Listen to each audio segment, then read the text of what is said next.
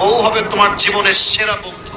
সত্য কথা হলো এই, বউ যদি বিশ্বস্ত হয়, সতীসাধী হয় আর চরিত্রবান হয়, স্বামী তার সমস্ত কষ্টের কথা নির্দ্বিধায় তার বউয়ের কোলে মাথা রেখে বলতে পারে, ঠিক কিনা বলে?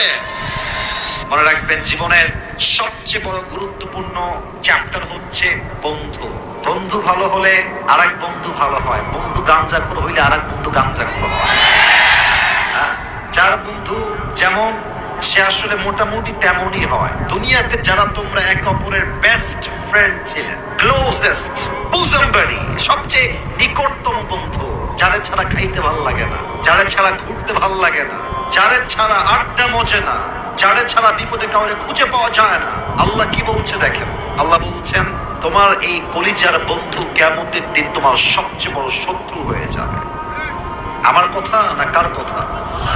আল্লাহ বলছেন, your best friend will be the biggest enemies on the day of judgment. তোমার বেস্ট ফ্রেন্ড কিয়ামতের দিন তোমার সবচেয়ে বড় শত্রু হবে। আপনার বন্ধু যে আপনাকে পার্কে মেয়ে দেখার জন্য নিয়ে যায়, যেই বন্ধু আপনাকে আপনার হোয়াটসঅ্যাপে উলঙ্গ ভিডিওর লিংক শেয়ার করে, আপনার যেই বন্ধু আপনাকে টিকটক করতে বেশি মোটিভেট করে, আপনার যেই বন্ধু আপনার গার্লফ্রেন্ডের সঙ্গে প্রেম করতে সহযোগিতার হাত বাড়ায়, এই বন্ধু কিয়ামতের দিন আপনার সবচেয়ে বড় শত্রু হয়ে যাবে। কেন হবে? আপনি দেখবেন যে আল্লাহ রাব্বুল আলামিন আপনার জন্য জাহান্নামের ফয়সালা করে দিয়েছেন। কেন জাহান্নামের ফয়সালা?